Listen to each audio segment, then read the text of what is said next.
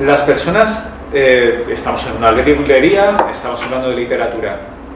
Las personas que escriben, luego su comunicación, digamos, verbal, ¿tiene carencias?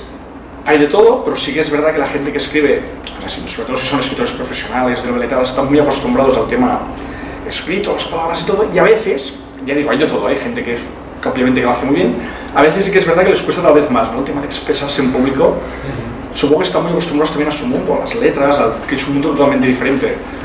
Yo, por ejemplo, cuando escribí el libro, tenía muy claro lo que quería decir, lo escribí todo, lo que parece, la primera parte del manuscrito, se lo di a mi pareja para que lo revisase y me dijo, no he entendido nada.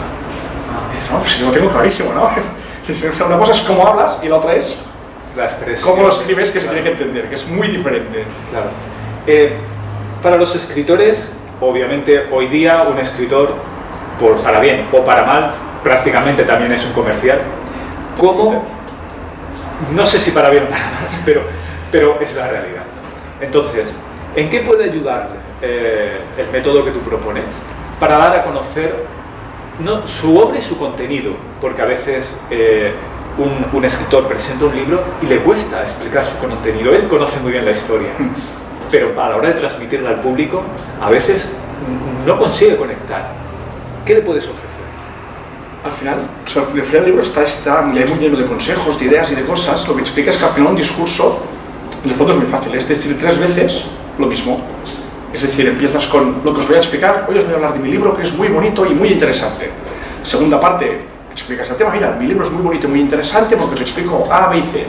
Y al final es repetir una tercera vez lo mismo. Como os he dicho anteriormente, mi libro era muy interesante porque A, B, C. O sea, al final es repetir un mismo argumento 3 veces, porque sí que está comprobado que cuando explicas algo, cuando hablas a la gente se le quedan 2 o 3 ideas. Por lo tanto, el consejo que yo le doy a un escritor es tener muy claro cuáles son las 2 o 3 ideas básicas que quieres que la gente se vea tu obra y repítelas. De diferentes formas, pero al final las 3 ideas básicas.